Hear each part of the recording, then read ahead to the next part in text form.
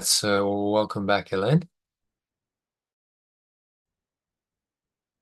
for the Art of Letting Go live session. Let's jump into today's email.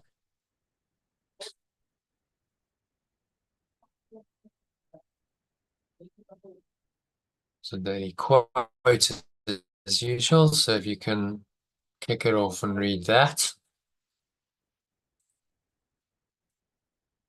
And share my screen with you.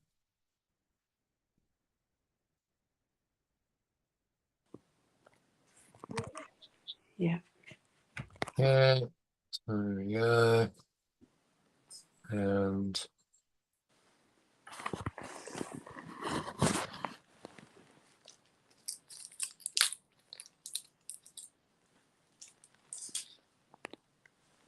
turn up the volume. Let's share the screen. So if you can read that headline quote, that'd be good. So kick it off. Yeah. Just a second, because I'm on my iPhone, so I can't see much. Okay. Blow it up a bit. I'm on this browser thing, and I don't seem to be able to do that with this browser. Let me have a look.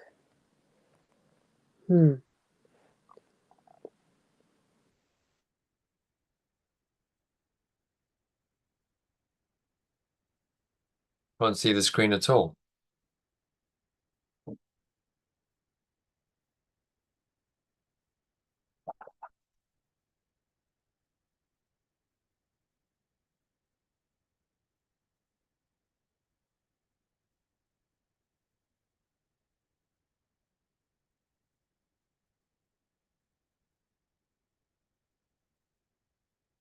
Yeah, exactly.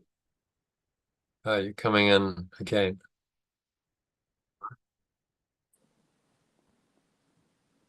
You're in twice. Oh, I really don't know what's happening here, but I can't seem to blow it up now. And I can't see anything. The trouble is, I'm on my... Trying to see if there's anything I can do. I just can't see it, no. It's tiny. It's absolutely tiny. Okay. I can blow it up if you like. Yeah, I think that's because there's just no facility to no, still can't see it. Okay. No, that's just Can't see it at all. no. Did you not join in the Zoom app? It's not letting me at the moment for some reason. I'm having to go on to browse. Shall I try again? Because when I'm on that, I can get. I'll try it again. Shall I? I'll try it once more. I'll try on the other one. Twice. It's showing you connected twice.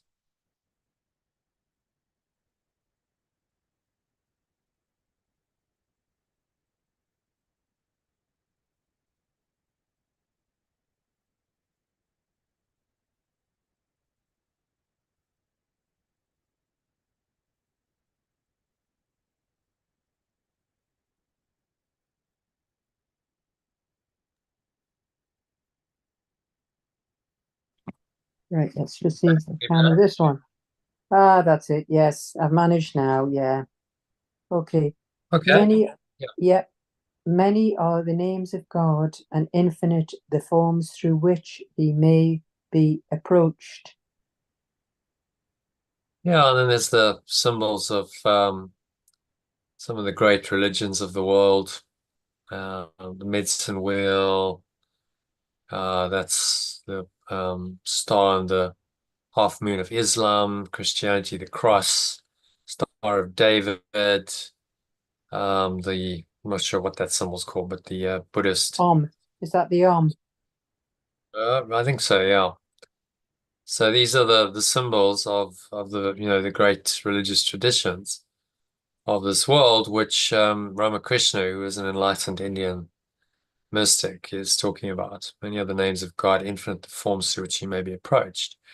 So, whichever your spiritual path is, uh, you can approach God through all of these. And Yeshua does say that, saying he says in the course that all paths lead to God in the end. And some might be a bit quicker than others. And I think what he's done with the course is given us the quick way. So, this is the quickest way possible. So today's quote by Ramakrishna, the 19th century Indian mystic, speaks about the universality of God or perfect love, and that this universal presence can be approached in many ways. Why is this, you may well wonder? Because if God or love is ultimate awareness or beingness, it stands to reason that it must underlie all forms in this world. So you can perceive and approach God or love in anything, ranging from the most magnificent sunset to the most seemingly insignificant insect or flower or plant or rock or tree. It doesn't matter. Often in the natural world, we find it easier. Human being, it doesn't matter because it's the awareness that underlies everything. So I had a random experience a while ago in which I closely observed some ants. You might have done this. And I just sat for a few minutes. I think I was drying off in the sun after swimming, and I just watched these ants. And the random, chaotic nature of their movement took me into the deep realization, the insanity of the ego. Which, remember, is just the belief in separation, by helping me to extrapolate these effects to human beings, thereby confirming my choice for the reality of God or love that simply is, requires no frantic scurrying around in search of something outside us, which is what almost every person is not on a genuine spiritual path is doing in their lives. So it took me into a deeper state of awareness by watching ants. I don't know if you've ever watched them, but there's just this random movement. They'll like go and then they'll stop and they turn around and they go somewhere else. And you're like, where are you going? What are you doing? Doesn't seem to be any particular point to the random scurrying around. What makes it go one direction and then another? Who knows? All very random. So, applied when you apply discernment to an experience like that, it can take you into a deeper realization and a deeper connection.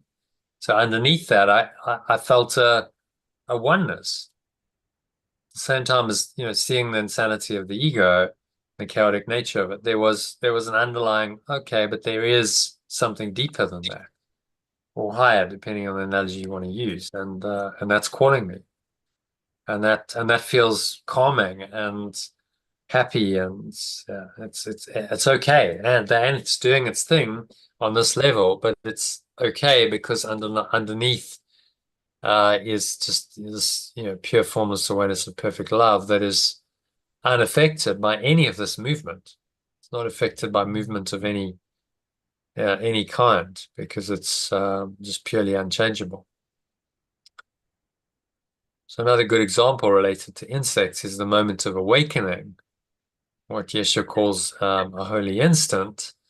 In the course they call Satori Zen Buddhism, that happened to spiritual teacher and author Byron Katie. So from her early 30s, the background story is Katie was very depressed.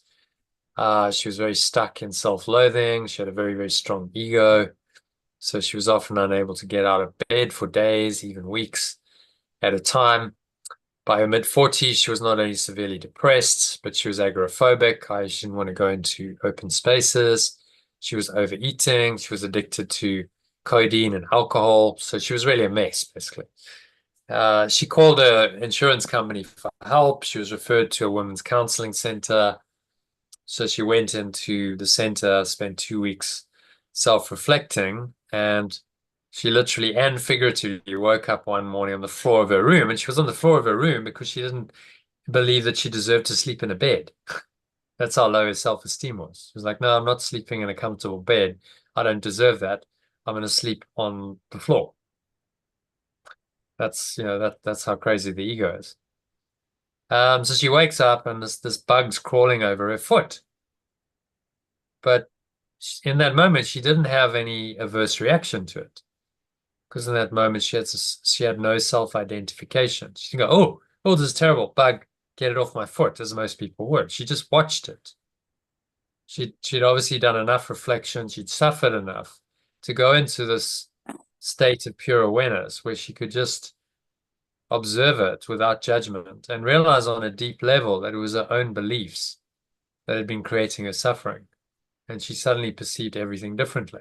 It's like in that moment she shifted and she realized, but I'm doing this to myself. She saw that her suffering came from her thoughts about her life situation, such as my life is horrible, I don't deserve happiness. These are the kinds of thoughts she'd had for most of her life. And not from the situation itself. She realized a simple truth, in other words. When she believed her thoughts, she suffered. When she didn't believe them, she was happy.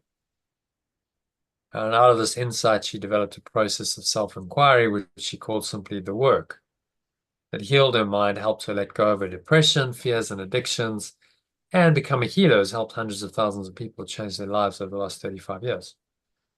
So the work helps people let go of the fundamental cause of their illness, which, as Yeshua says clearly in this quote from section 1 of chapter 2 of the text, is their desire. So if you can just read that very short quote from early in the text.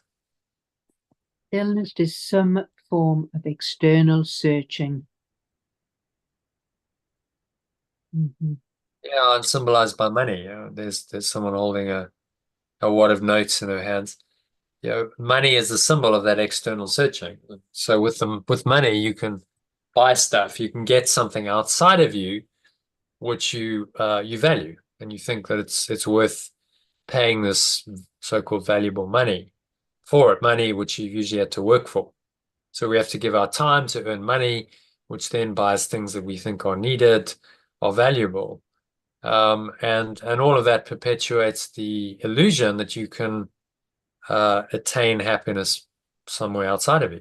We've set up a whole economic system around that idea, haven't we? If we were totally fulfilled and happy and contented in ourselves, would there be a need for money?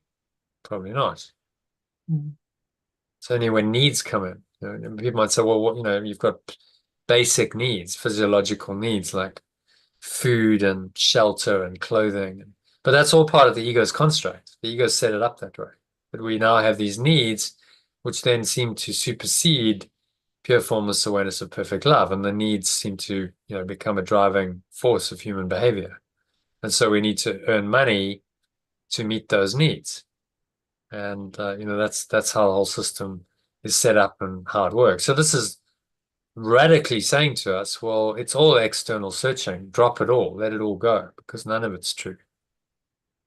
Well, this echoes the second noble truth taught by the Buddha 500 years before Yeshua, that desire or craving for something outside oneself is the source of all suffering. Saw very clearly that was the case. The more you craved, the more you desired, the more you suffered. And so the way out of the Four Noble Truths are the very simple insight that there's suffering in life. Suffering has a cause, which is this desire or craving, and suffering has an end. You can let go of your desire and craving, that ends suffering. You would say, again, not rocket science, hardly, amazing.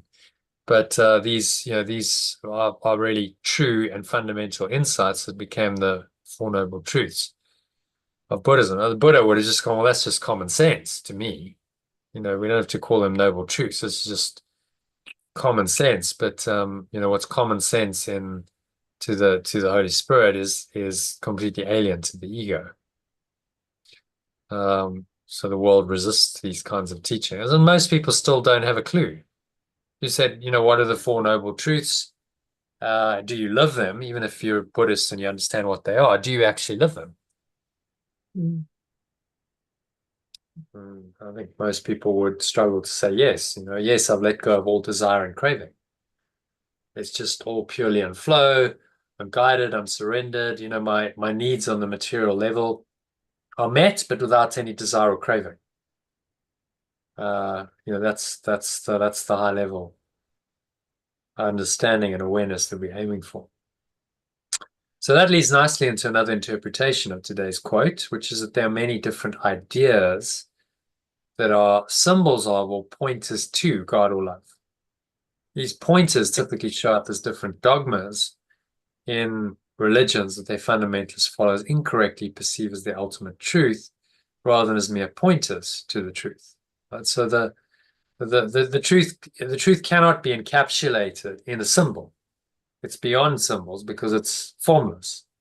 It's pure formless awareness, the perfect love. But we can have pointers to the truth. So to go back to the quote today, this and the images, these signs and this language, these words are pointers to a deeper truth. They're not the truth themselves, but they point us to the awareness of that truth, which can be very helpful, very powerful if we use these pointers correctly. Too often, unfortunately, the pointers get mistaken for the truth itself, and then people become fixated on the pointer. They say, "Oh, you can't take the name of the Lord in vain." That's an audio or word pointer, or this image, whether it's of Jesus on the cross or the cross or another one of these symbols. This is sacred, and can't be violated. And this isn't true. These are just symbols. They point us to the truth. They're not the truth itself. The truth will continue beyond them. So you can't really therefore damage the truth, because the pointers can be apparently are temporary. Pointers don't last, but the truth is, by definition, permanent. So the attachment to fixed belief, which is what a dogma really is, I'm just attached to my fixed belief, irrespective of any evidence that contradicts that belief. So dogmatic people tend to have fixated on a belief system, and then they believe it blindly. And evidence to the contrary is usually dismissed. So this blinds these followers to the very truth they claim to be ardently seeking through their religious path. And this is often what happens in religions, is that the dogma takes over, and people who are very formally religious become very close-minded because they can't look outside the dogma of their particular religion. Does that make sense? Yeah. Mm-hmm. Those dogmas inevitably create separation, because those who don't share the believer's faith in them are then seen to be separate from the believer and some kind of threat that needs to be guarded against. This denies the truth of the underlying unity between every person and sentient being on this planet as extensions of the same creative source. So these dogmas separate, and they deny this source. Okay, an example to illustrate this error, this is my own experience. I was in discussions with an organization. Actually, it wasn't earlier this year. I must update it. It was now 3 years ago. To do an online evening workshop for their members. They taught A Course in Miracles. I was going away to do this 10-day silent Vipassana meditation retreat, which is the original form of meditation taught by the Buddha 2,500 years ago. So out of courtesy, I just let the lady I was communicating with know, look, I'm not going to be available for about 10 days. Thought that was just a courteous thing to do. But little did I know, the organization has a policy to exclude teachers who seem to be following it in any way another spiritual path, because they're not pure enough to teach A Course in Miracles. So apparently, because I'd done this retreat, I was now tainted, because this was Buddhism, although it was primarily about meditation. Even though the whole message of Course in Miracles is that we're one. So excluding anyone from that unity on any invented grounds is just another separation device the ego uses to justify its apparently separate identity. In fact, on that retreat, I've shared this before, I had a couple of profound mystic experiences that I've shared before, so I won't go into it. But I touched pure formless awareness of perfect love. I went into a completely revelatory or non-dual state for a short time, and then afterwards came out, and the Holy Spirit interpreted the whole experience for me, and it was like the whole course just dropped. Like I was like, I get it. I mean, who can, so who's anyone to say that that's a bad experience, that I shouldn't have had that?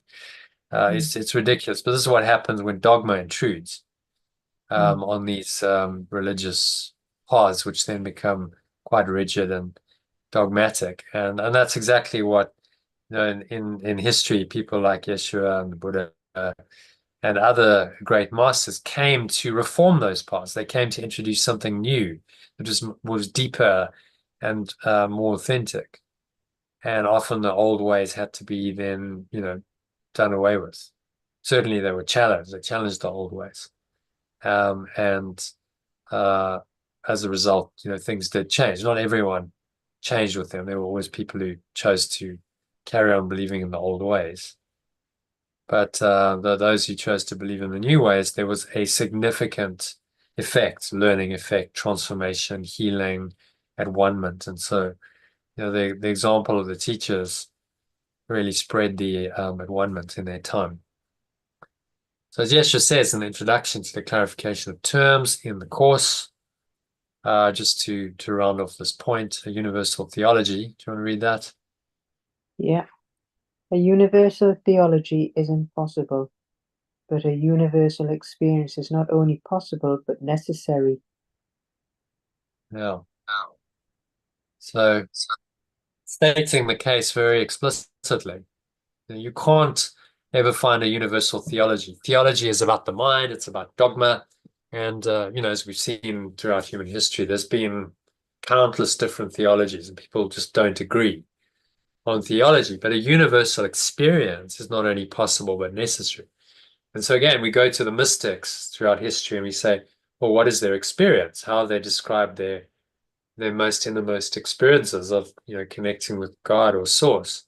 And they're remarkably similar over hundreds, even thousands of years across different cultures, spiritual traditions. It doesn't really seem to matter the path they took to get there. The experience is uncannily similar, which would lead us to believe that it's the same experience, a universal experience, just experienced within the filter of that person's awareness and the context of the time and whatever spiritual tradition or culture they came from.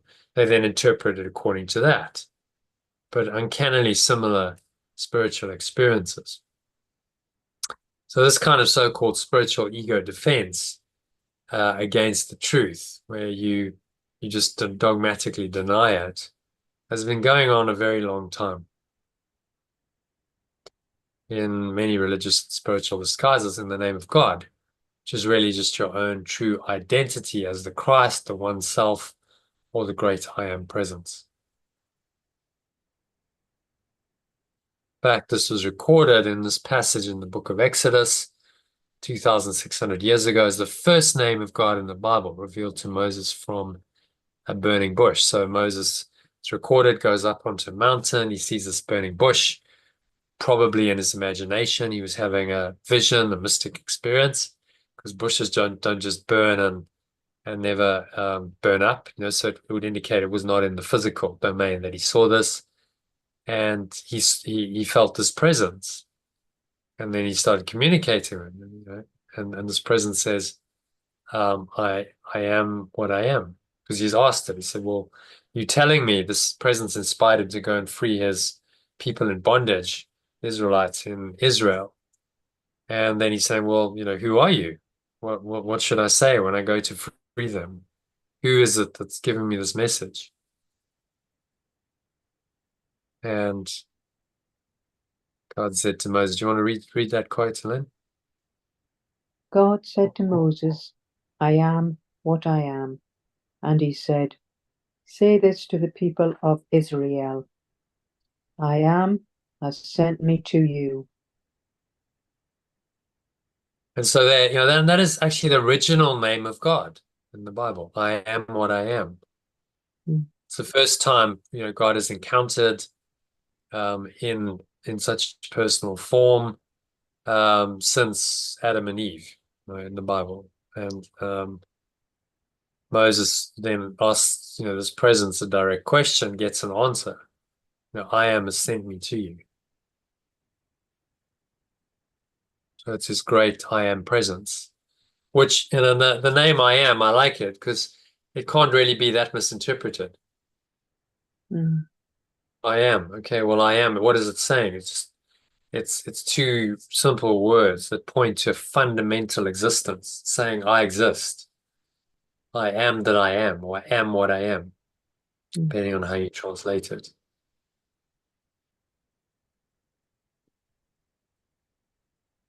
So in Hebrew, the passage uses the verb aya, form of the word haya, normally translated as I am or I will be.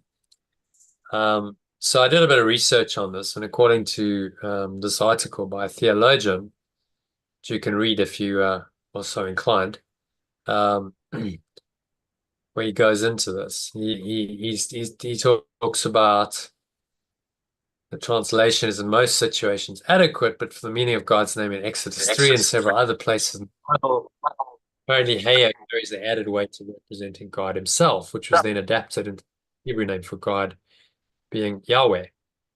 According to the same article, Yahweh is God's personal name, so closely identified with his being that many Orthodox Jews refuse to pronounce it, instead saying Hashem, which means the name, or Adonai, Lord. To God, this name sanctity. But if you look at all that honestly, I've just given you a little taster, and you might be going, where's this leading? Because there we see how the original revelation of Moses in his mystic experience, that God was just the very essence of his and everyone's being expressed as simply as possible in words, as I am what I am, has been denied. God has become some external entity separate from the fundamentalists who believe in this conception of their own minds that they must then defend instead of accept as their own true identity that needs no defense because it simply is. And it all gets very complicated, doesn't it? Now we've got different names for God, and God is distant, and we can't access him, and we don't even want to say his name because why? Because we feel like we can offend him or something. And so it all becomes very separative, doesn't it?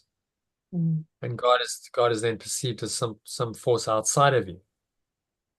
So God gets externalized, and internally we don't go within to find this presence within until we start to really awaken.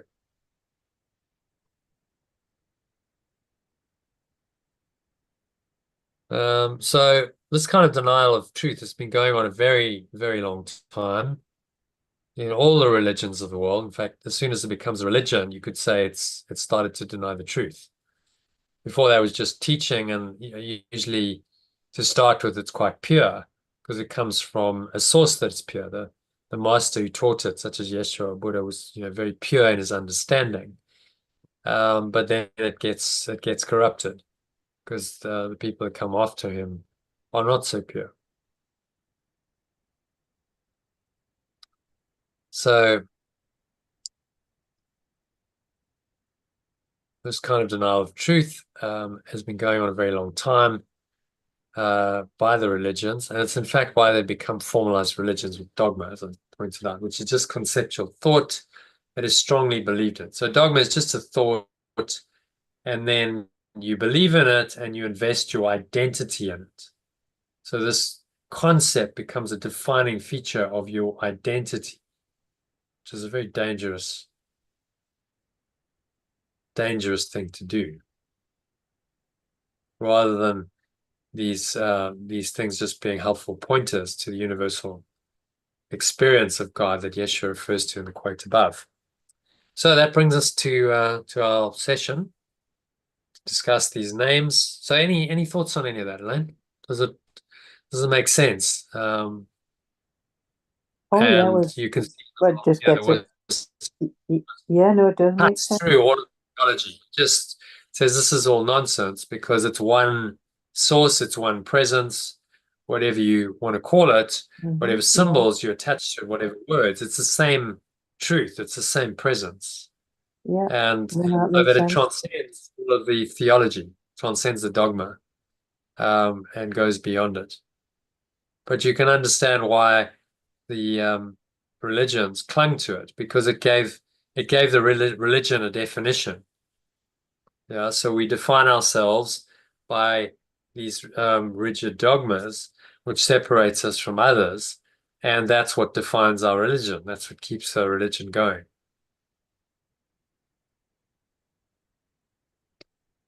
Universal theology is impossible, but universal experience is not only possible but necessary. And I am that I am. And, there's really simple. It's a very, very simple teaching and a simple truth to point you to this ineffable presence that's within you.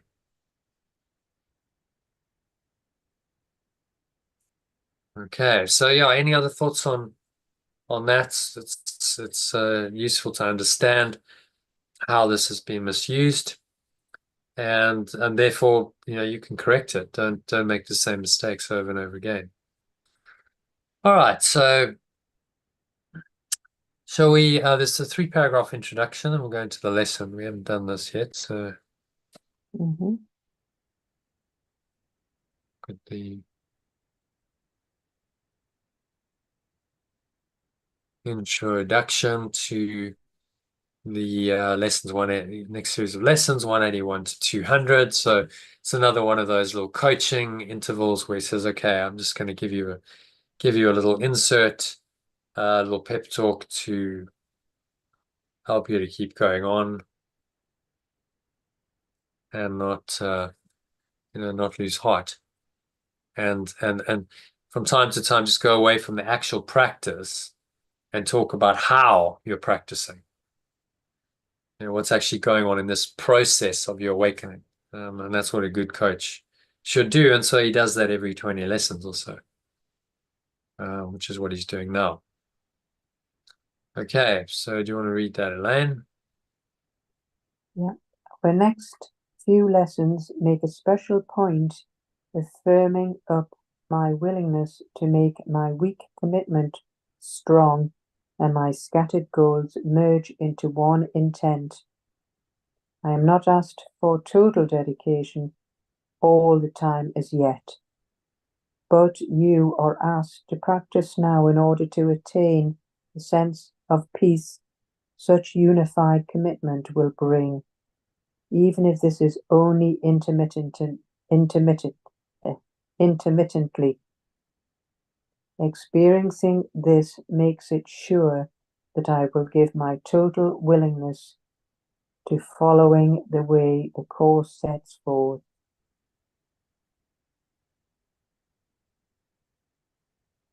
Okay, so thoughts on that? Well, it's just we're sort of getting to the point where we're firming up our willingness and our weak commitment is now becoming stronger, not so scattered. So we're just asked to practice the sense of peace with the unified commitment, even though it's going to be a bit hit and miss at times. Yeah, so although you won't get it perfect, he's asking us to just try. Firming up my willingness to make my weak commitment strong, my scattered goals merge into one intent. So as we progress in this course, he's saying, let's take it a little bit more seriously. Be willing to give your firm commitments and intent to it. And although you'll have times where you vacillate, you start, the more you commit and say, look, I'm committed to one thing, one goal in my life, and that's awakening. The more you do that, and the more you practice that, the more you unify your mind in that holy purpose, and it becomes easier.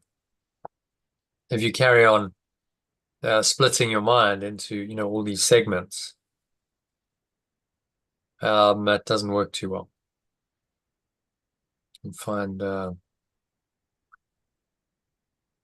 separation. The separation is still very much there. So he's calling us as like a pep talk, calling us to go, okay, take it to another level now, isn't he?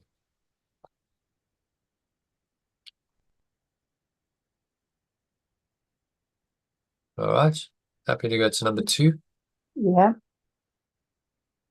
My lessons now are geared specifically to widening horizons and direct approaches to the special blocks that keep my vision narrow and too limited to let me perceive the value of my goal. I am attempting now to lift these blocks, even if only briefly. Words alone cannot convey the sense of liberation which their lifting brings.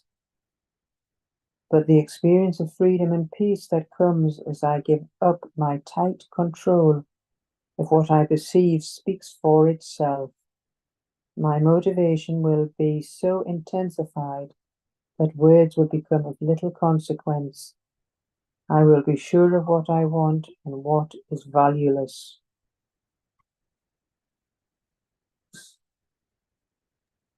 Okay. Thoughts on that?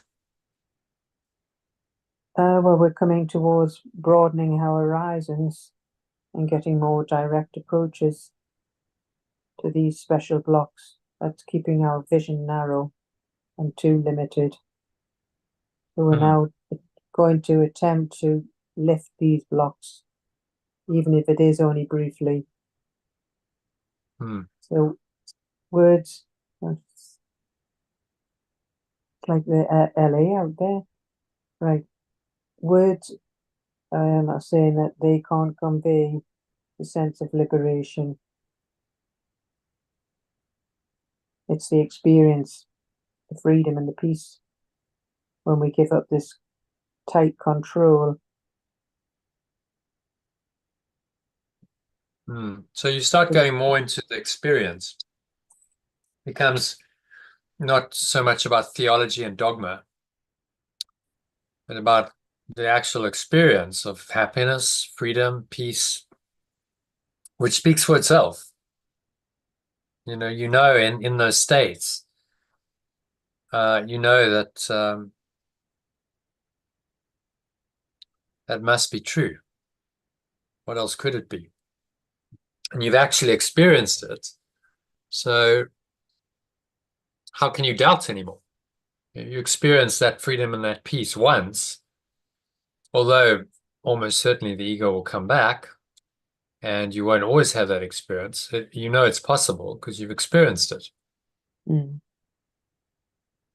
So it's really taking, as we progress in this course, we're nearly halfway through the workbook, or halfway through the workbook actually. It becomes much more about the experience than the words, than the words. And the words are pointers. The value of the words is they focus your mind, they point you in that direction, they give your mind a pointer to allow it to experience the freedom and the peace. So they're a catalyst for that experience, but they are not the experience itself. They just point to it. So there's no such thing as sacred words. The words are pointed, but what's sacred is what they point to. Sorry, I'm just very distracted here because there's just loads of fire engines outside my father's house, and the sirens all going off. People taking Really? foot. Yeah. Okay. It's just Ego loads drama. of sirens. And there's lots of ego drama, and there's all these men with uniforms. I'm just looking out.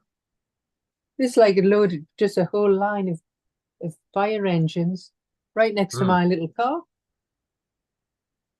I don't know what is going on. Well, there must be a fire. That's all I can think. Is there a fire? Yeah, I don't know. But it's like a stream of engines and sirens going off, and there's us, quietly talking about being. Yeah. So I have to try and, I know my father's wondering what on earth it all is as well. Yeah, I know. I've just been telling Jono. So I've got to get back to being, but there's literally 5 fire engines stuck outside my father's house. 5 fire engines. Yeah. 5, and the sirens going all over. And we're talking about this wonderful peace and experience. So it's very interesting. It is. I'm sitting in my little room here, and there's just nothing but huge amount of action, which is normally a very quiet street. There's just blue lights going all over the place. Sorry, yeah, I'm distracted.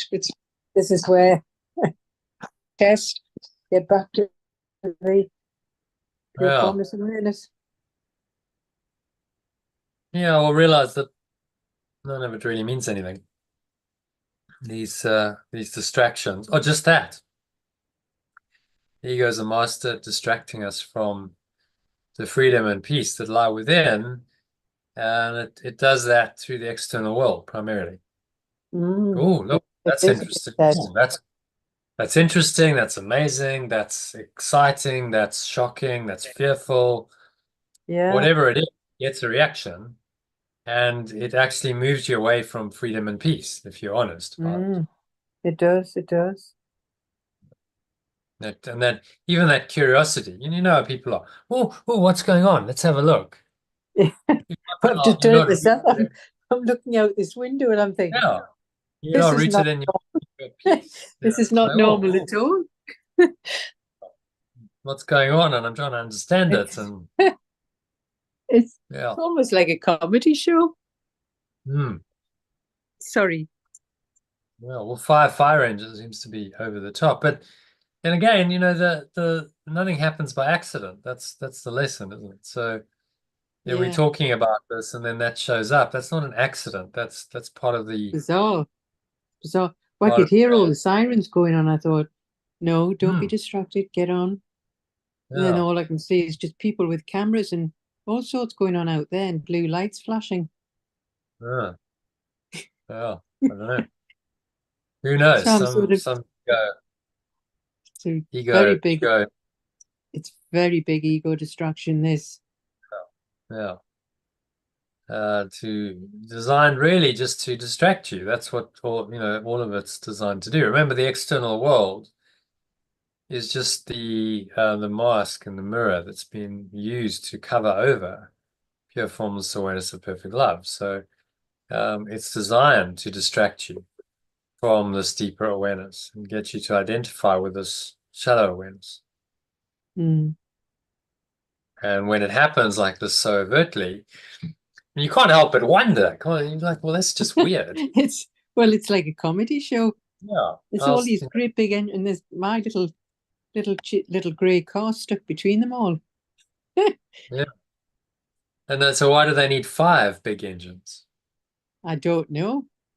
Really, one would be enough to deal with any fire. Maybe it's Does some kind of parade. But again, the lesson is simple. The Holy Spirit doesn't go into the whys of the ego. It just says it's all not true. None of it really means anything. So I don't need no. to understand why the fire engines are there. I only need to understand that they're not really there. That's the point. They're not It's really there. They're there in your dream, but the dream isn't real. So, the more you say, "Oh, why the fire engines there?" Oh, when you can imagine the whole street probably going, "Ooh, get they up, are. look at this." Why? And of Everybody course, it makes it real. I've never seen anything so funny. Just Oh, in sense. oh. Sorry. No, and then you can laugh about it because it is kind of funny. The ego's, when you look at it correctly, is comedy. It's a comedy show. It is. Uh, And that's why comedians are so valuable in our society because they make us laugh at the ridiculous, absurd nature of Yeah. the ego. And then, when we make light of it, it's not so serious. We are really denying its reality. So we feel uplifted by comedy. It's like, Yeah. well, it's not serious anymore because it's all just a big joke. And it's okay, to perceive it that way. If you've been to a comedy show, that's kind of the whole point. The comedian's inviting you to do that and let go of all the heaviness and the seriousness and all of those thoughts that really bind you to the ego. Yeah, so just synchronistic, I guess. See it as part of tonight's lesson. Okay, so any other thoughts or comments? You? Oh no, no, it's just like you say, my dad's trying to get a bit of kip Hmm. in an early night and it's just noise. Yeah. I'll just let it go. Yeah. Okie doke. Right, All where were right. we? Last one, then we can have a look at the lesson. Yeah.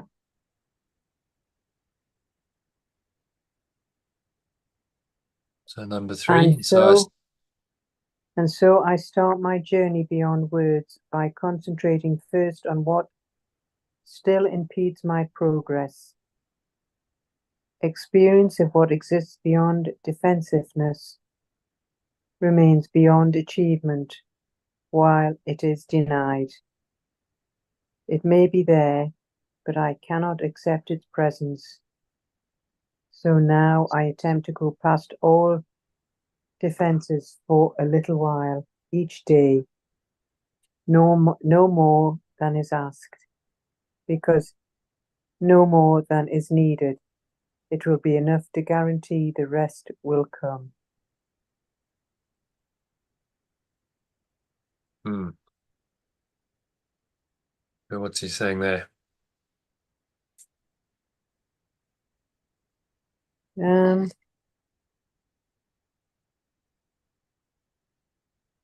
well, what's impeding our progress? And we can't accept the presence of it. So now we're going to attempt to go past it all Hmm. for a little while each day, but no more than is asked. Hmm. So it's saying that it will be enough to guarantee the rest will eventually come. Hmm. So no more than this is needed. Mm-hmm. So he's just saying practice, keep practicing, keep trying, stay on the path, and eventually you'll succeed. You can't fail because of the direction which you headed. The source of all life guarantees that ultimately you will succeed.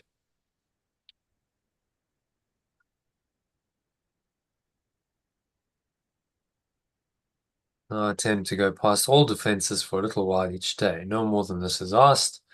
There's no more than this is needed. So we'll just practice, and in these practice periods, practice dropping all your defenses and accessing this state of pure formless awareness directly. If you can start doing that kind of regularly, then that's enough to guarantee the rest will come.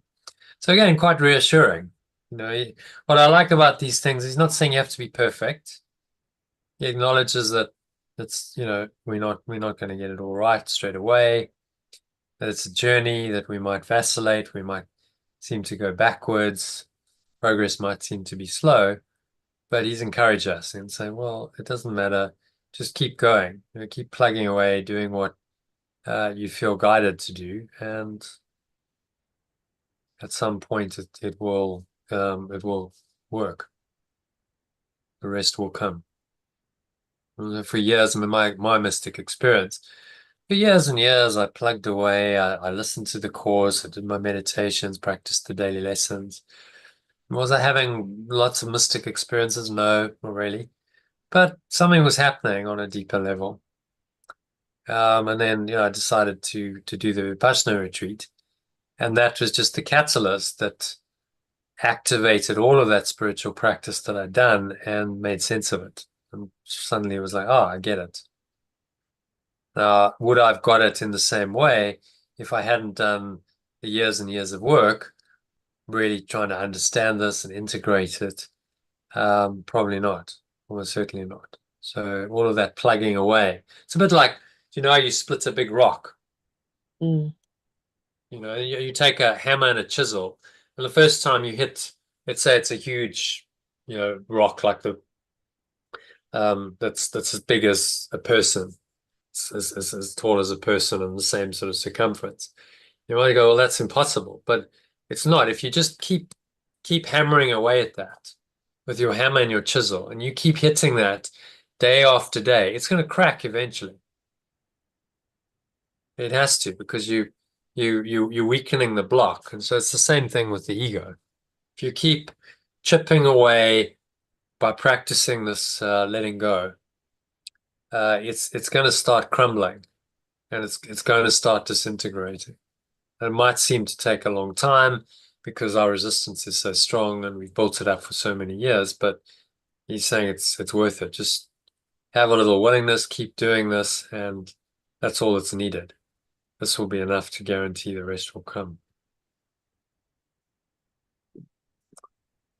Okay, so that's a nice little pep talk intro to these lessons. We're now on lesson 183. So this was intro to the next series of 20 lessons starting at 181. But we had a couple of days break, so we didn't do it. So we're just catching up. All right, so let's have a look at today's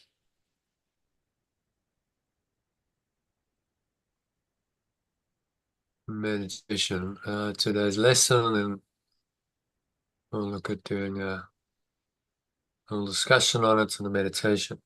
When do you have to go, Elaine? At 9 o'clock, or what's your Yeah, timeline? Okay, so can do the lesson. Might not be able to read all of it, but so where are we? Lesson 183 is what we want. So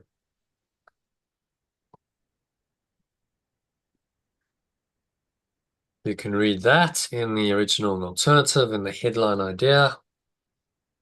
yeah. I call upon God's name and on my own. I call on perfect love's identity and on my own. So God's name is perfect love's identity. That's quite an important translation, isn't it? Because the name of God will, I find, if you interpret this conventionally, it's quite a confusing lesson. He's saying the name of God, and then he doesn't tell you what the name of God is. But he's obviously referring, it's a symbol. The name of God is perfect love's essence or identity, which is your own. So if you are going into that identity, then you're also going into your own identity and discovering again who you really are. Okay, so does that make sense? And does the translation help? I call upon God's name and on my own.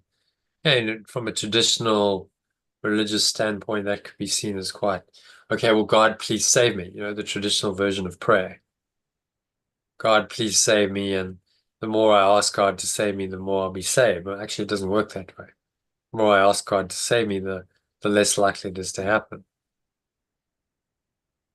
Because you call upon God's name, you're calling on this presence, perfect love's identity.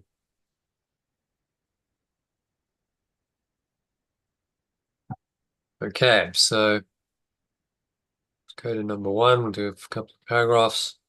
Just go straight into the alternative. Yeah. Perfect love's identity is wholly aware, but no more so than mine. To call on its identity is only to call on my own.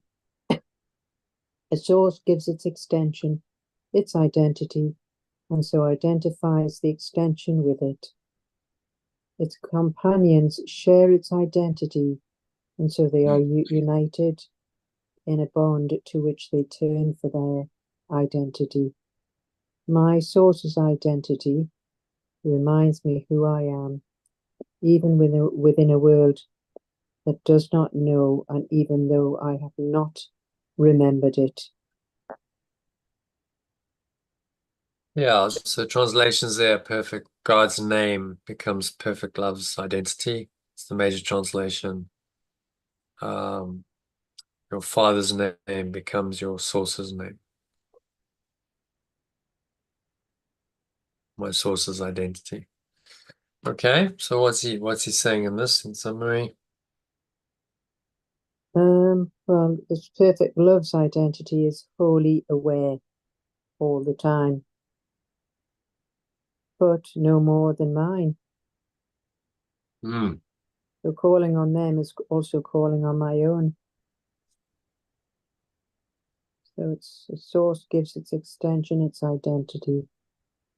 and so identifies the extension with it. This was the ultimate blasphemy, so-called blasphemy, that got Yeshua killed. He went into the temple and he proclaimed that he is one with the Father. And the Pharisees and the Sadducees said this is the ultimate blasphemy because God is above us. God is some kind of super being, much far superior to you. This is blasphemy. But that's a misunderstanding of what God is. They didn't understand, did they? Mm. God is their own deepest awareness. They were still looking externally to something outside of them for that God. Okay, so number 2. Okay, and God's name will become perfect love's identity. That's the only major translation. And holiness becomes pure formless awareness. I cannot recognize perfect love's identity without response, nor perceive it without an echo in my awareness that calls me to remember it.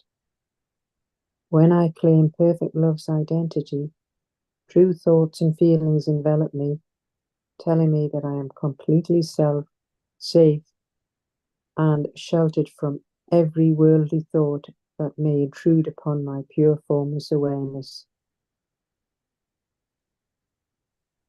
Okay, summary of that. Again, it's about the perfect love's identity, and it's in my awareness that calls me to remember it. When we claim this identity, our true thoughts and feelings envelop us, telling us that we are completely safe and sheltered from all the worldly thoughts that may intrude on our pure formless awareness. Yeah, it's just that reassuring, like it doesn't really matter because this identity is true, it's unshakable, it's never changed. And so I can restore my mind to that identity right now, to this awareness right now. It becomes the rock which you can always fall back on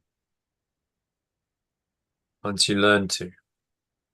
So when we get into the habit of giving things to the Holy Spirit, as we discussed, I was traveling today and you traveling to give it to the Holy Spirit, that's part of it. So my rock is source. And I just give everything to that and I allow it to take care of things and guide. It doesn't mean you don't do anything, but it means that your words and your actions are guided. They're not stressing, straining, striving, desiring, fearing.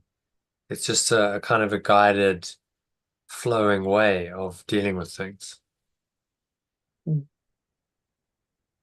which is why it's called the Course in Miracles. The miracles are that flowing way of doing things. While you live out your life, you live in a state of flow, practice miracles often, and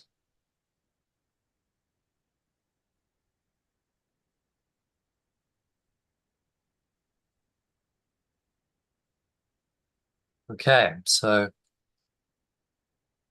happy with number 2. Yeah. 3, when I claim perfect love's identity or God's name again, that's the only major translation. And the miracle will become a correction. Miracle correction. God's name is perfect love's identity. He's telling us what happens here. When I claim perfect love's identity, the world responds by letting go of illusions. Every dream the world values suddenly disappears, and where it seemed to stand, I have an insight, which is correction in my thinking that leads to the experience of grace. The sick arise, healed of their sickly thoughts. The spiritually blind can see, and the stubborn can suddenly hear the truth. The sorrowful let go of their mourning, and the tears of pain are dried as happy laughter comes to bless the world.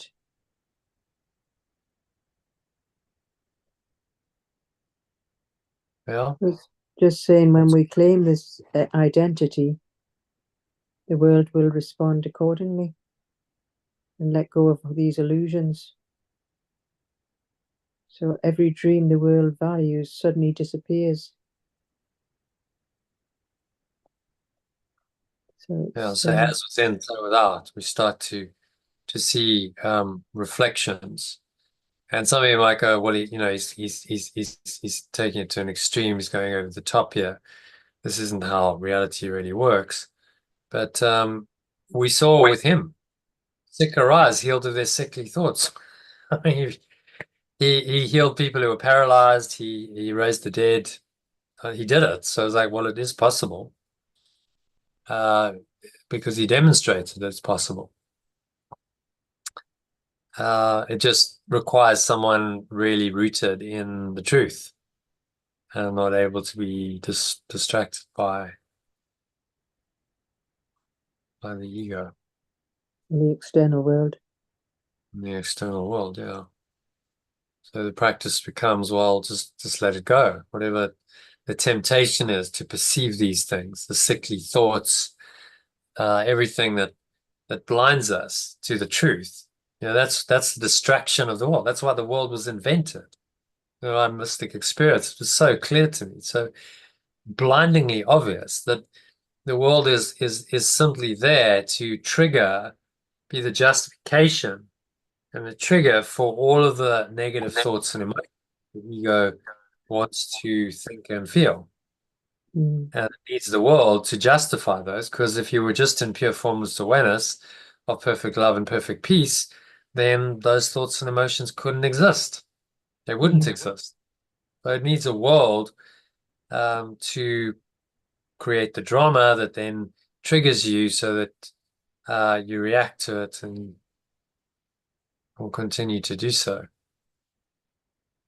He's saying you don't have to do this.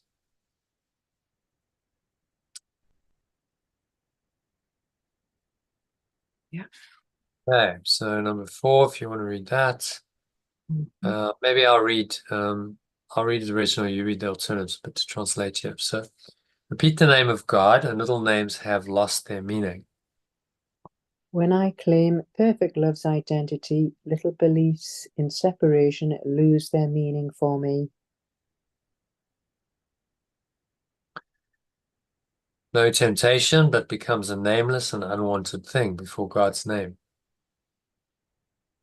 Temptation becomes meaningless and unwanted before perfect love's identity. Repeat his name and see how easily you'll forget the names of all the gods you valued. When I claim perfect love's identity, I will see how easily I forget all the beliefs I valued. Yeah, so the gods, the translation is the gods you valued becomes the false beliefs. All false beliefs in there. Which again makes more practical. Okay, because no one in this day and age bows down to a god and worships a golden calf or idol. You know, we're beyond that.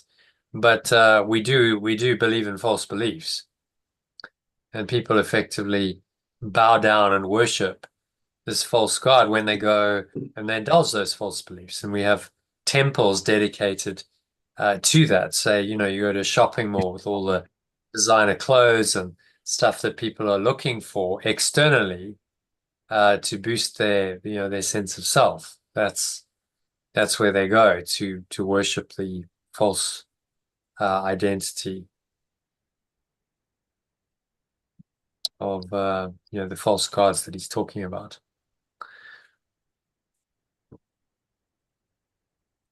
Where were we? Did we finish this? No, they've lost the name of God you gave them. Repeat his name. No, number 3. Repeat his name. See how easily you'll forget the names of all the gods you valued. When I claim perfect love's identity, I will see how easily I forget all the false beliefs. They will lose their value. I didn't. Peter, that doesn't sound. Hmm? When I When, claim perfect identity, I'll see how easily I forget all the false beliefs I value. Full stop. yeah, yeah. No. They have lost the name of God you gave them. They will lose the value I gave them. Yeah, very practically, the name of God means you valued them. You made them into something important that you worshipped, and worship comes from the root word to give worth to, worthship. You give worth to it, you give value to it. So when you worship something, you've given value to it, and typically he talks about worshiping false idols. So you valued something that is false, that can never give you the sense of unchangeable, unshakable being that you yearn for.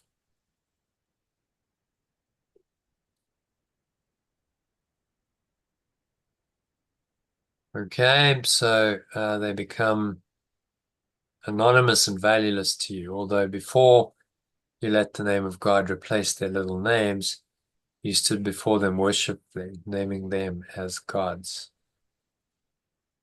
They become anonymous and valueless to me, although before I let the identity of perfect love replace these beliefs, I stood before them worshipfully, identifying with them as true.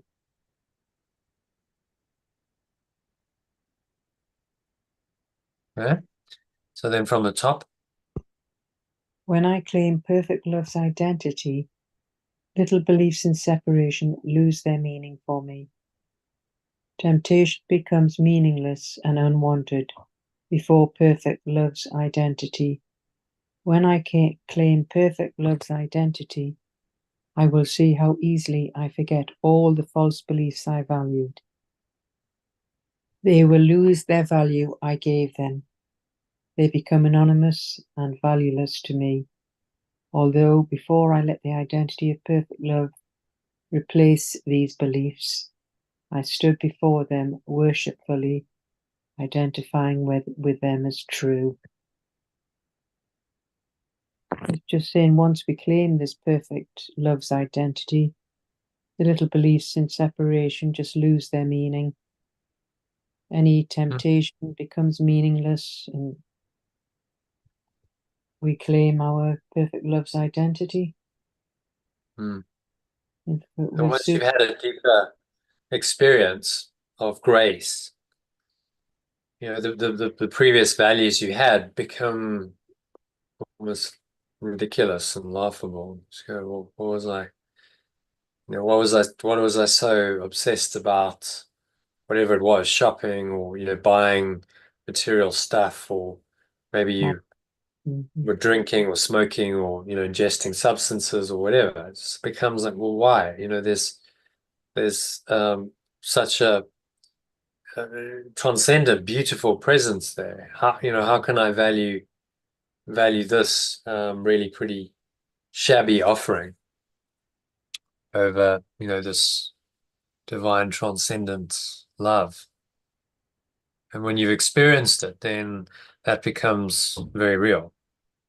If you haven't experienced it, then it's just theoretical. You might read all you like about God's grace, but until you experience it, doesn't mean very much. So he's asking us to keep letting go of these false beliefs and invite this experience in. And you notice as we go deeper into the course, it becomes more experiential. It's getting shorter. And once we get into the second half of the workbook at lesson 220, it starts. The lessons get very short. They're 1 or 2 paragraphs. That's it. Because he's saying, well, we don't need lots of words anymore. We just need to point you in the right direction.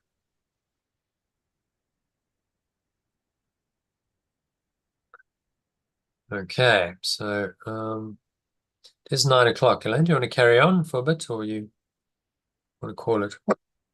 So how many more is there left? 5, 6, 7, 8, 9, 10, Oh, it's quite a 11. lot. 11. There's another 6 paragraphs. They're not massively long paragraphs. Some of them are quite short. Oh, so I can, up we'll to just you. give it another go for 50. Yeah, we'll do another 15 minutes. Okay, see how we go. So we done number 5. Yeah, we've just done that. No. So repeat the name of God and call upon your capital self, whose name is his. Yeah. So when I claim perfect love's identity, I call upon my true self, whose identity is perfect love's. When I am claiming its identity, all the tiny meaningless things on earth slip into right perspective for me. When I call upon the identity of perfect love, I cannot mistake the meaningless for this identity, nor sin for grace or bodies for the innocent extension of perfect love.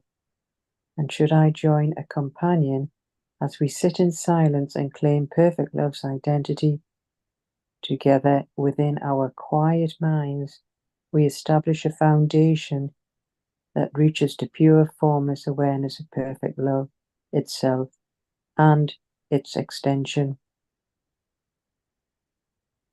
So when we claim this perfect love's identity, then we're calling upon our true self, which is perfect love.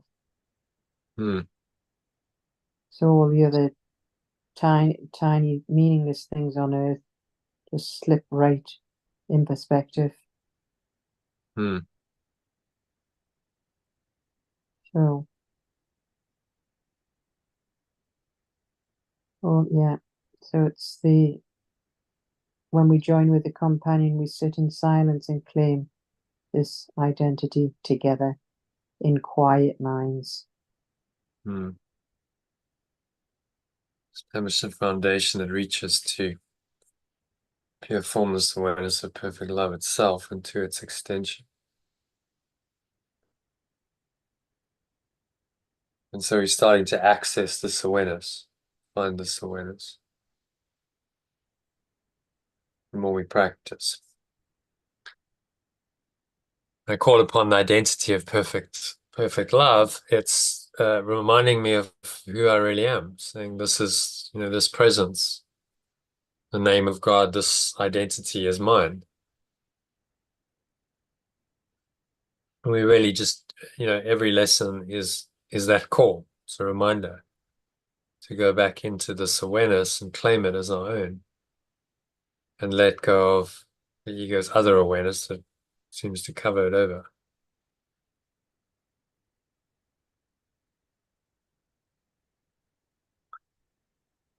Yeah, and if we join together, should I join a companion as we sit in silence, claim perfect love's identity together within our quiet minds, establish a foundation that reaches to pure forms as perfect love itself and to its extension. So if you meditate with someone else or with in a group with a number of other people, it's very powerful. Mm. Establishes a foundation, reaches to this pure formless awareness of perfect love, which is absolutely perfect. But it's quiet, it's still, it's not noisy and clamorous and seeking and coming to my life. Seems to be expiring, which is just another test, isn't it? What's happening? The light is just flickering. Oh, it's your turn now. Yeah, it's funny. Add the fire engines and flashing Yeah, lights and not consistent or stable. yeah, you keep disappearing. Yeah, well, because the light is it's like inconstant. When it goes, Ah, comes and it goes. I don't know why. Um, and I was back again. So yeah, it's weird. Sometimes, you when you're get these doing this kind of tests. spiritual practice, you get these things happening. You're like, Yeah, which are bizarre. Well, I've never seen oh, anything like that in my life with all these five engines oh, in a little tiny street. Yeah. I just Yeah. shut the curtains because I thought it's too much distraction. Yeah. Exactly. We've got lots of men and everyone with their photos. You can't help but zoom in on it. Yeah. So I shut the Yeah. curtains and just thought, concentrate on what you're doing. Yeah. Good. Okay. So, number 6, practice but this today. Saying repeat God's name slowly again and still again. And I've translated again. I said in the original, this lesson is quite hard. Because Mm, he's not explaining, well, what is God's name then? Repeat God's name slowly. Okay, so what's God's name then? mm, Doesn't tell you what God's name is. I Become am. oblivious to every name but his. Here, nothing else. Mm, Okay, so what is this name? And then you get into all that, oh, maybe it's Yeshua, maybe it's Yahweh, or maybe it's Adonai or Hashem, or this is the sacred name. And it's mm, just none of it's sacred, none of it's really true. mm, Repeating God's name is really just repeating a pointer to this fundamental awareness. Whatever you repeat is just the pointer to that awareness. It's not the actual awareness. So if you translate it, read it in the translation, it'll make a bit more sense. I practice only this today. I claim perfect love's identity slowly again and again by saying, I am perfect love. I become oblivious to every identity but its. I hear nothing else.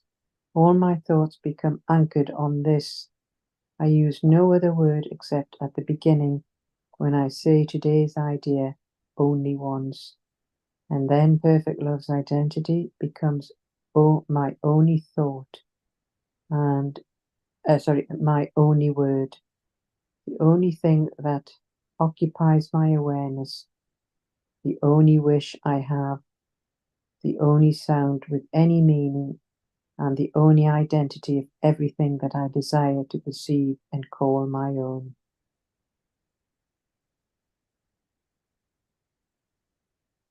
Oh, thoughts on that? So it's just asking us to Focus. practice Hmm. this, claiming this identity slowly, Hmm. but again and again and again, Hmm. and repeat, I am perfect love. Just keep coming back to that, and we hear Yeah, so nothing else. I've kind of created that practice. You're saying, well, repeat God's name, but then he doesn't tell you what that name is and what the actual practice is. Mm, So I am perfect love is as close as we come. It's claiming your true identity. And this is a really, very similar to what the yogic tradition asks its followers to do. So the sixth element or limb of yoga is a meditation, focused kind of meditation called dharana, where the practitioner focuses on one thing. So that could be a mantra, like repeat the name of God. It could be a sound, a mantra. It could be something visual, like a candle flame or mandala.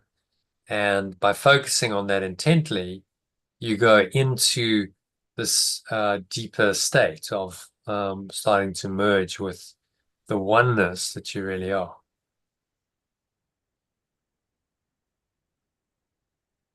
That makes sense. mm-hmm. Yeah. So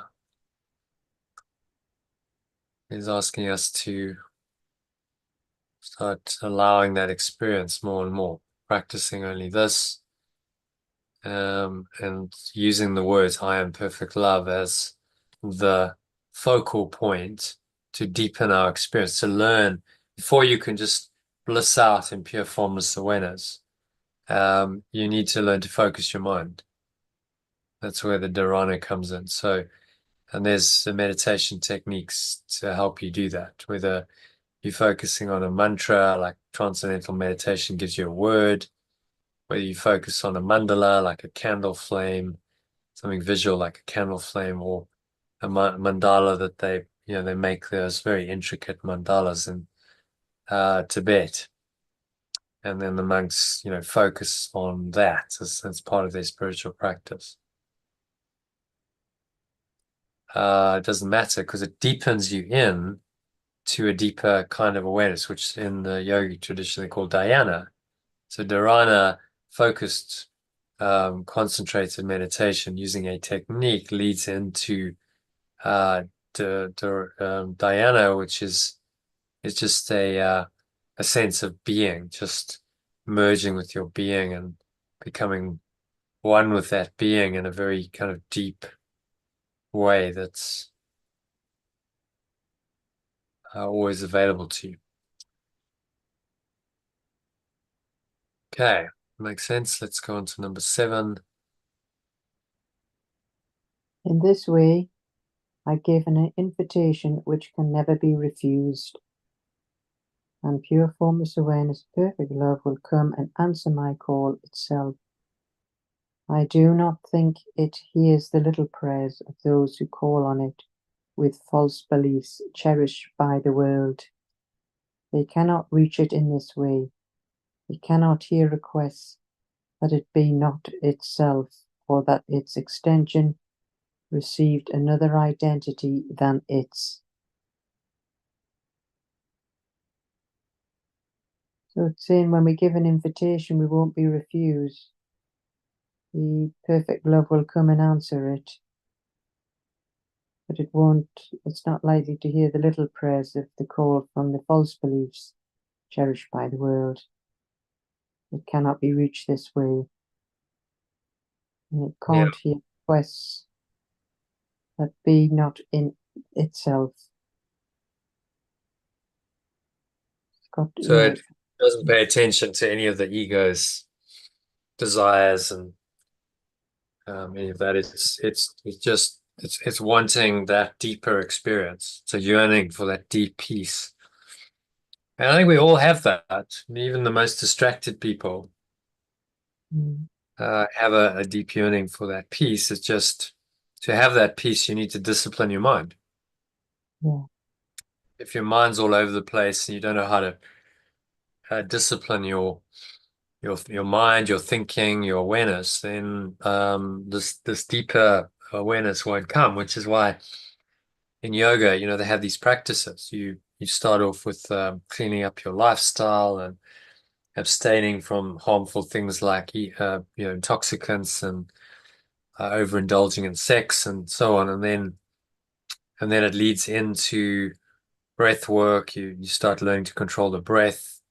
You start practicing withdrawing of the senses, which leads you into meditation, a focus kind of meditation, first of all, and a deeper meditation where you just kind of in a contemplative state. In dhyana, there's no focal point. You just are in this awareness, and that leads you into samadhi, which is just the pathless path. That's just hanging out in your true awareness, and there's nothing else. But to get into that samadhi state, requires some effort. And that's where the discipline comes in, the mind training.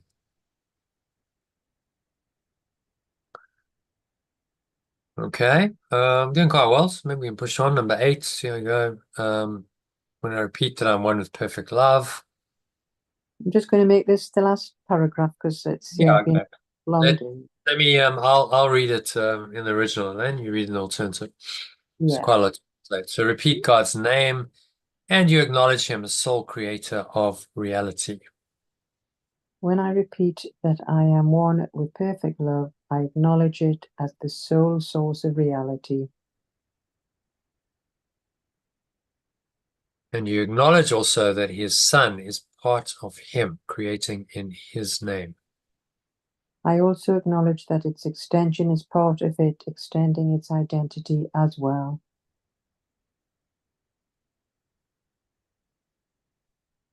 Sit silently and let his name become the all-encompassing idea that holds your mind completely. I sit silently, letting its identity become the all-encompassing idea that holds my awareness completely. He's talking about a meditation practice here. Mm. just going in to this awareness we call God and contemplating it, a deeper.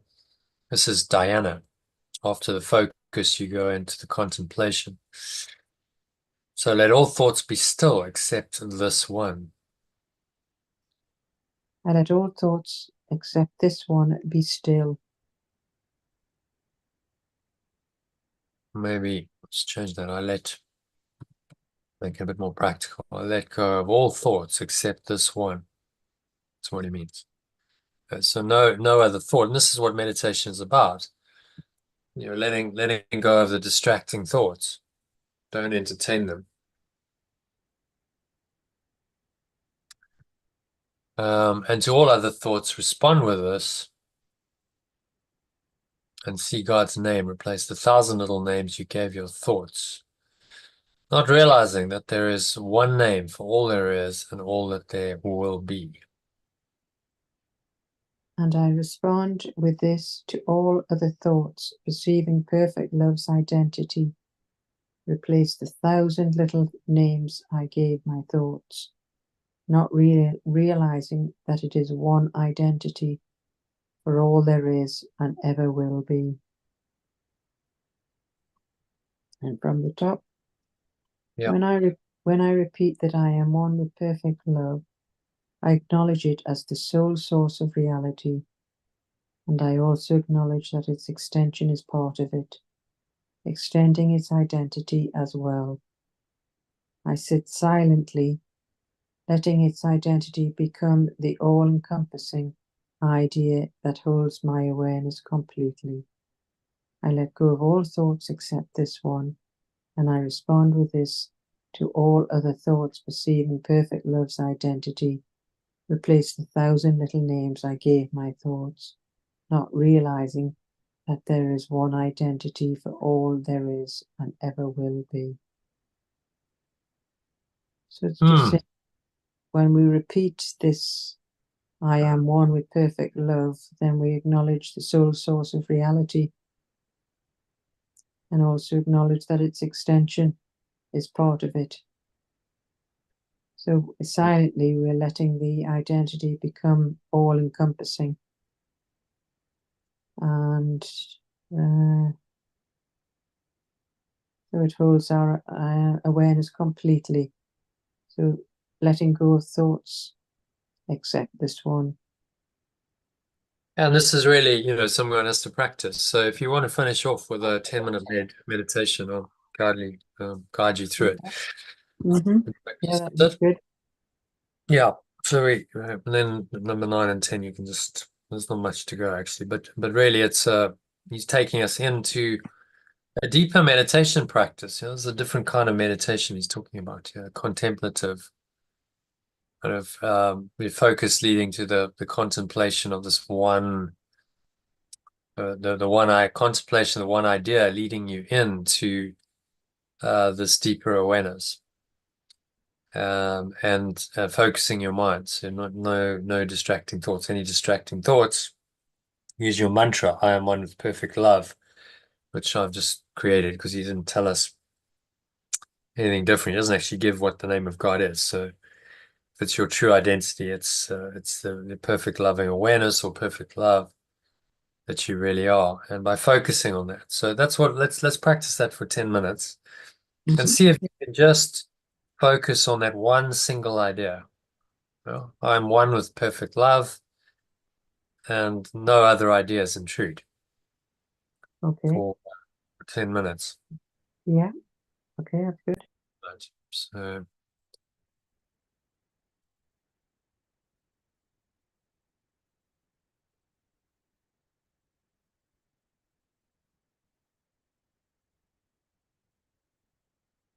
let's meditate on this lesson 183. So to prepare yourself, just sitting comfortably, your feet shoulder width apart, your back straight. Cup your hands in your lap. Close your eyes.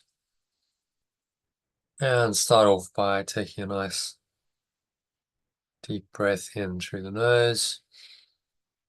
Just breathing in, noticing how the stomach rises and the chest rises. Subtle flow of air in through the nostrils. In your mind, notice any thoughts. Whatever thoughts are there, remind yourself that there's only one name of God or identity of perfect love, which is yours. So just replace all those thoughts with the thought that I am one with perfect love. Say that aloud to yourself. I am one with perfect love. Breathe in on that thought.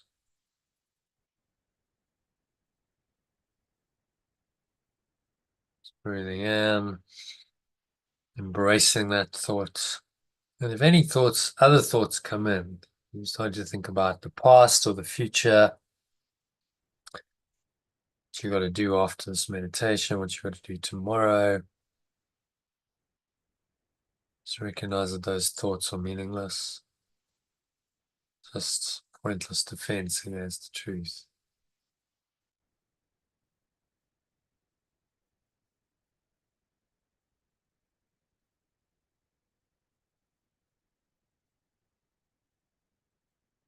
Exhale through your mouth and have a sense of really letting go, releasing your attachment to any of these thoughts.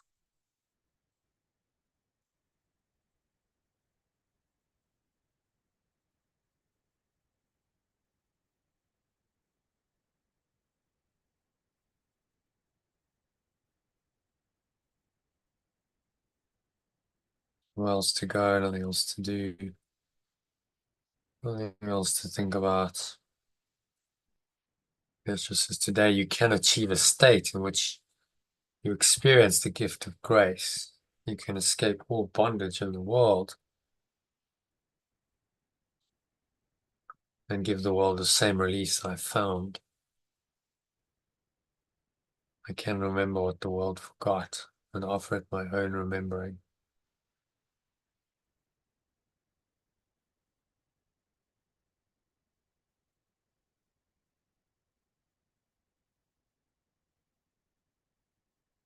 Today I can accept the part I play in its awakening and my own as well.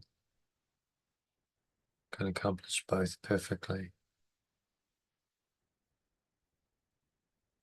Turn to this identity of perfect love. Again, breathing in. You find it helps you breathe in. Feel like you're infusing.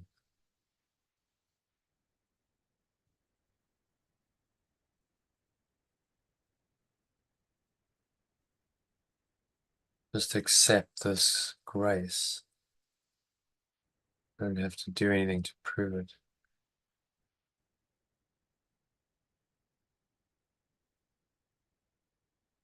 Surrender into the grace of God that He's pointing us to.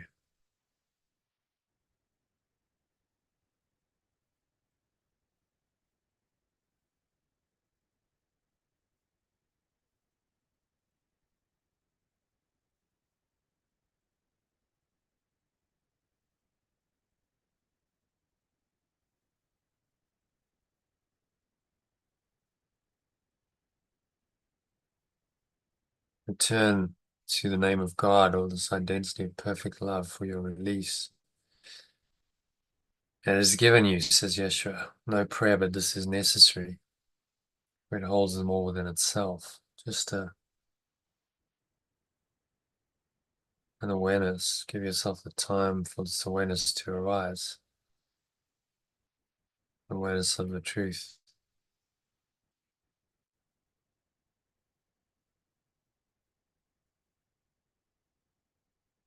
Words are insignificant, and all requests are needed when perfect love's extension calls on its source's identity.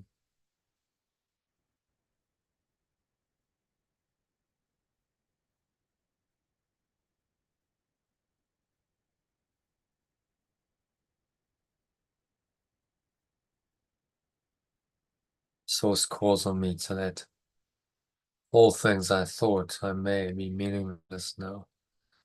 In their place, the holy aware identity of perfect love becomes my judgment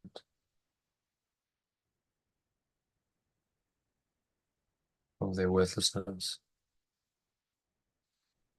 So if there's anything that you still value, anything that attracts your attention, it would be just a little thought, a little desire embedded in your mind.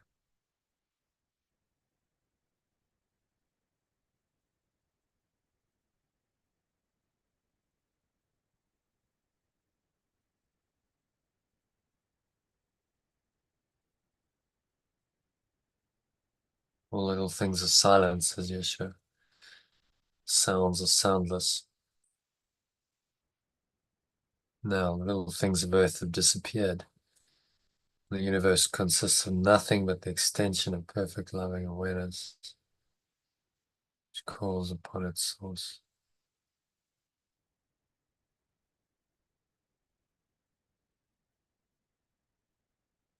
Source's voice gives answer, and its source's innocent identity.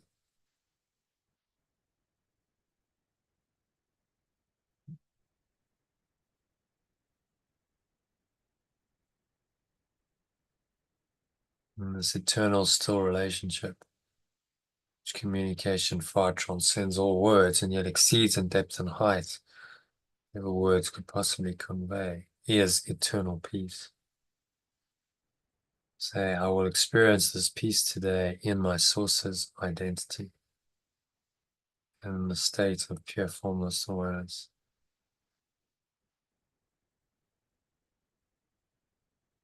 In perfect loving awareness. And in this identity, it is given to me.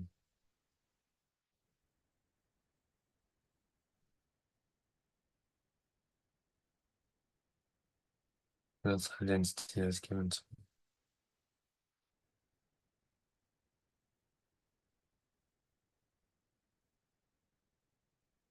So sink into this peace. There's nowhere else to go, nothing else to do, else to think about. Just drop into the peace. Know that you are accessing your source's identity, the name of God, right now, in this deeper awareness.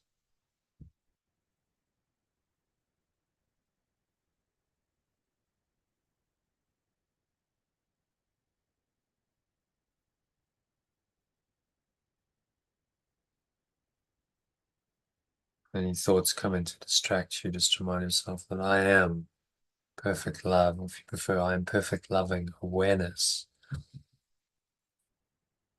And use that to help you to refocus and just go deeper and deeper with every breath into that awareness. Experience that awareness.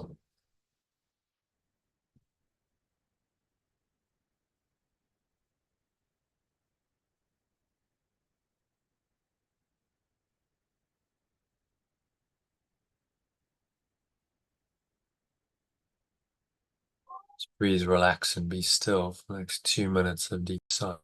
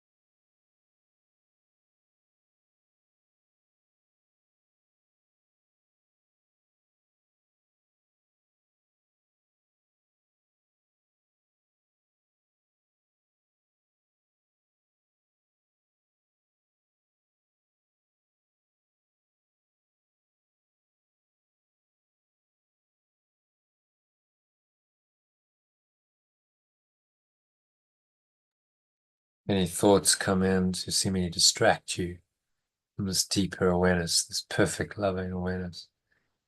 Just remind yourself that I am perfect love. I am perfect loving awareness.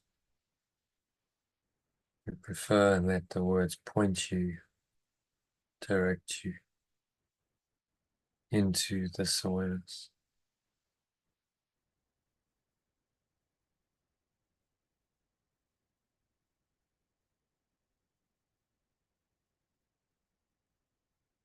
I am this awareness. And rest in this awareness. You rest in God. In this deeper awareness, there's nowhere else to go, nothing else to do, nothing else to think about, to speak. Words fail, and just enter into the sacred experience. Give yourself over fully. This is what needs to surrender to God. Surrender to this experience.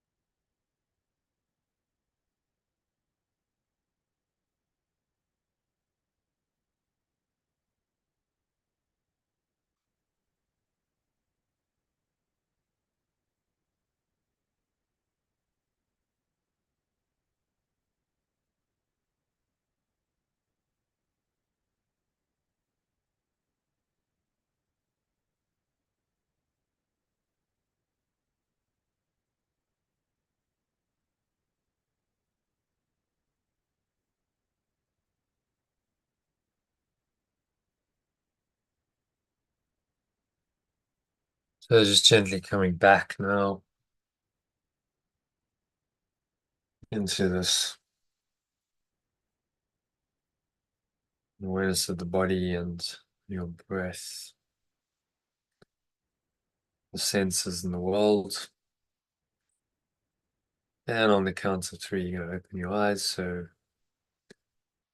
one, just breathing in,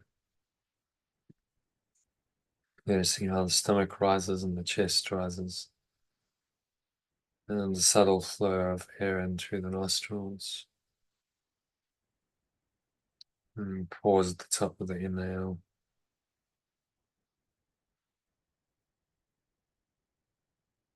Smile. Scan your mind. Any other thoughts, any distracting thoughts or emotions, remind yourself that I am one with perfect loving awareness. I am perfect, loving awareness.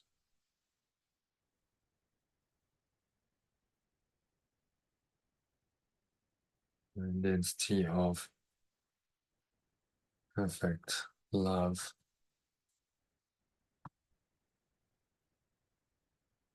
is my own. Call on perfect love's identity as my own. When you exhale the truth of that, have a sense of letting go of anything else. Using the breath to help you blow it all out.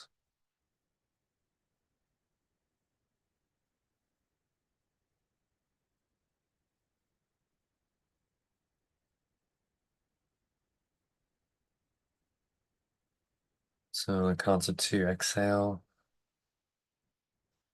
gently out through your mouth. Notice how the air flows out, chest and the stomach suck back in.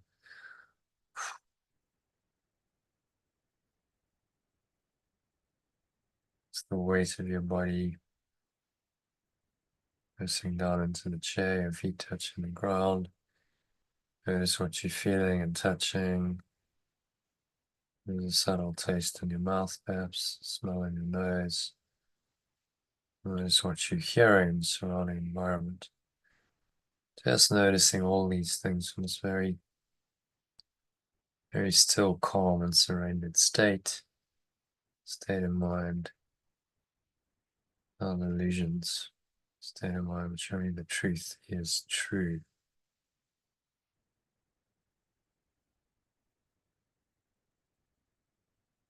You know, anchor the state in which you're one with your own true awareness, perfect loving awareness. Set the intention to stay here for the rest of the evening or into tomorrow. Use the idea, the lesson today to top you up if you need to listen to a breath break recording or a longer meditation. You need to reset, and that should keep you in this perfect loving awareness, the name of God, for the rest of the evening until we meet again in a couple of days. So that brings us to the end of the session, meditation and the session.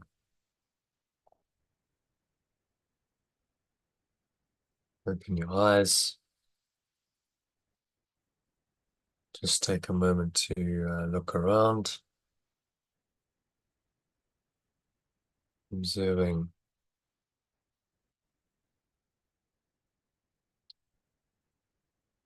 what's going on in the world around you. From this very clear, calm, detached state of mind, there's no judgment. No thoughts are really necessary. Just observe in this perfect, loving awareness. Notice how peaceful and restful it is when you do that. Any thoughts intrude, just remind yourself, I am one with perfect, loving awareness.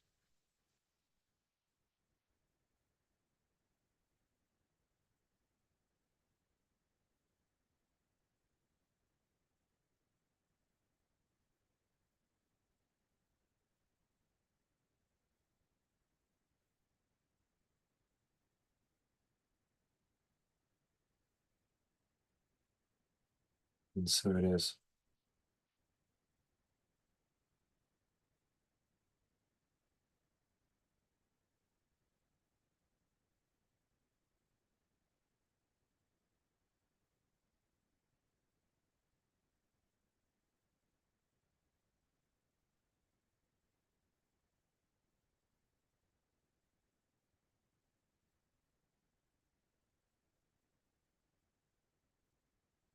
And so it is. So that ends our meditation and session. Thank you for watching or listening. If you enjoyed that, then why not subscribe to the channel to be notified by YouTube whenever I go live, which is 3 or 4 times a week. Next session will be a couple of days' time on Wednesday. You can also go to lifebull.com, the spelling of the the word in the background of this video and put a .com on there, and that'll allow you to sign up to Telegram, and you receive a daily quote, a little bit of teaching around that. Saw an example at the beginning of this video, a short mini meditation or breath break designed to help you to practice the lesson, as well as a longer form meditation. Be notified about these live sessions and be able to join via Zoom link. And yeah, some other resources as well I include. So all freely available. Go to lifepool.com and can subscribe directly on there. It takes you directly to Telegram, and you just need Telegram downloaded on one of your devices, phone or tablet. So subscribe to our channel or subscribe to the Telegram group. I hope to meet you on the inside of one of those soon. Thanks for watching, listening, and namaste, which means the true identity of me, this perfect loving awareness that I am, acknowledges and honors that same I am presence that you are. I wish you much love, peace, and joy in that presence. Namaste. Means the loving awareness in me acknowledges and honors that same loving awareness in you. Thanks for watching, and bye for now.